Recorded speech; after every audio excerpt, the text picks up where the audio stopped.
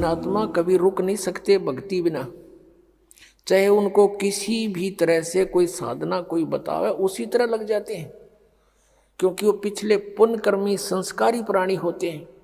और सत साधना ना मिलने से वो अपना जीवन नष्ट कर जाते हैं और पूर्व की पुण्यों से उनको उस जीवन में और शास्त्र विरुद्ध साधना करते करते भी बहुत से संसारिक सुख हो जाते हैं जो उनके प्रारब्ध में होते हैं।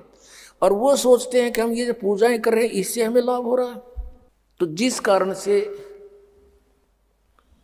वो अपना जीवन नष्ट कर जाते हैं। अंत में उन पर बहुत भारी आपदाएं आनी शुरू हो जाती है, क्योंकि पूर्व जन्म के पुण्य थे वो तो समाप्त हुए, आगे चारित्र ठीक नहीं था, यानी साधना शास्त्र अनुकूल नहीं थी, शास्त्र विरुद्ध थी, उससे कोई लाभ होना ही नहीं था। अब क्या बताते हैं परमात्मा कि जो पुण्य आत्मा होती हैं वो अवश्य जाती है जहाँ भी कोई समागम होता है, कोई जैसे मेले होते हैं, समागम होते हैं किसी तीर्थ पर या कहीं और मंदिर स्थान पर, किसी की यादगार पर, तो ये प्राणी अवश्य जाते हैं, बस की बात नहीं, इनको भगवान की पिछली कसक है, क्योंकि वो पीछे कसक भी स्वयं लगा कर जाते हैं। वो परमात्मा 600 वर्ष पहले आए थे, 64 लाख शेष बनाए, उनमें ज्ञान से प्रेरणा दी, साथ में भक्ति से चार्ज कर गए, वो 5 नाम दे कर गए थे। ये निरंकार ओंकार ये नहीं है वो मंत्र 5, वो अलग नाम है। जो गुरु ग्रंथ साहिब में जिन 5 नामों का जिक्र है उन 5 प्रधानों का है। वो मूल कमल में गणेश वासा जैसे आपको देते हैं उसका मंत्र आपको दिया जाता है, स्वाद चक्र में सावित्री ब्रह्मा का मंत्र, नाभि कमल में विष्णु जी और लक्ष्मी का मंत्र आपको अलग से दिया जाता है, हृदय कमल में शिव और पार्वती का, कंठ कमल में दुर्गा का। लेकिन अब 7 मंत्र देने हैं, वो परमात्मा का आदेश है, पहले 5 देने थे ओनली। तो उस मंत्र से आप चार्ज हो गए, आपको भौतिक सुख आपके संग्रहित हो गए और उससे मनुष्य जीवन भी प्राप्त होता रहता, लेकिन मोक्ष नहीं होता इन 5 नामों से। फिर इसके साथ ये सतनाम और आदि नाम से मोक्ष होता है।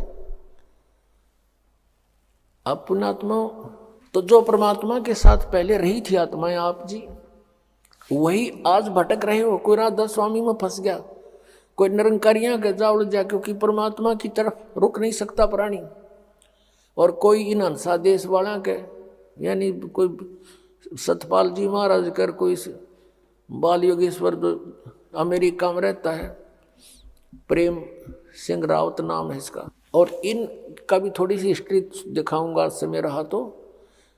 ये अनसा देश के पंथ प्रवर्तक श्री, जो इनके पिताजी थे, हंसराज नाम था उनका,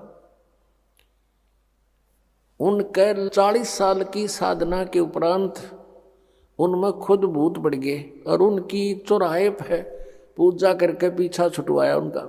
बताओ ये पार होंगे।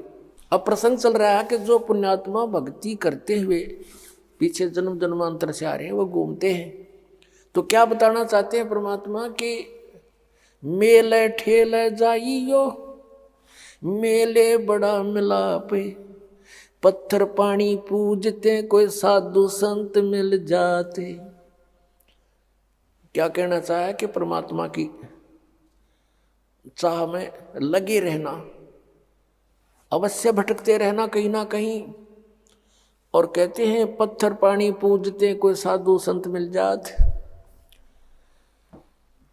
अब साधु संत तो रहे को नहीं, परमात्मा स्वयं आते हैं, उनके द्वारा दिया हुआ ज्ञान एक पुस्तक में लिपिबद्ध करके और उसको प्रकाशित किया गया है।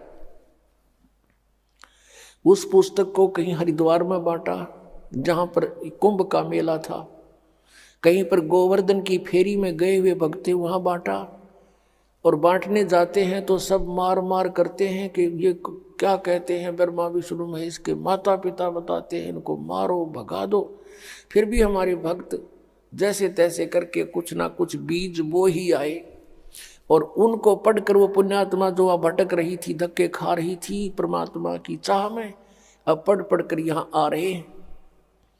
तो उस मेले ठेले जाइयो, मेले बड़ा मिलाप, और पत्थर पानी पूजते कोई साधु संत मिल जाते। अब साधु संत तो रहे नहीं, परमात्मा ने ये तरीका अपना लिया, अपनी चिट्ठी भेज दी। ये पुस्तक तत्वदर्शी संत का काम करती है। तो उसको पढ़कर आप यहाँ आ रहे हो। तो क्या बताते हैं, परमात्मा के पीछे लग गया जाऊं था मैं लोक वेद के साथ, रास्ते में सतगुरु मिल गए इस सफर में, भगवान भक्ति वाले सफर में। क्योंकि आप जी कोई जय गुरुदेव जी के यहाँ गए हुए थे, कोई राधा स्वामी के, कोई वैसे परंपरागत साधनाएं कर रहे थे, तो इस भक्ति के मार्ग में ये तत्वदर्शी संत मिल गया आपको। अब तत्व ज्ञान रूपी टॉर्च दे दी, अब आप भटक नहीं सकते, आजीवन इस मार्ग पर लगे रहोगे और मोक्ष कराओगे।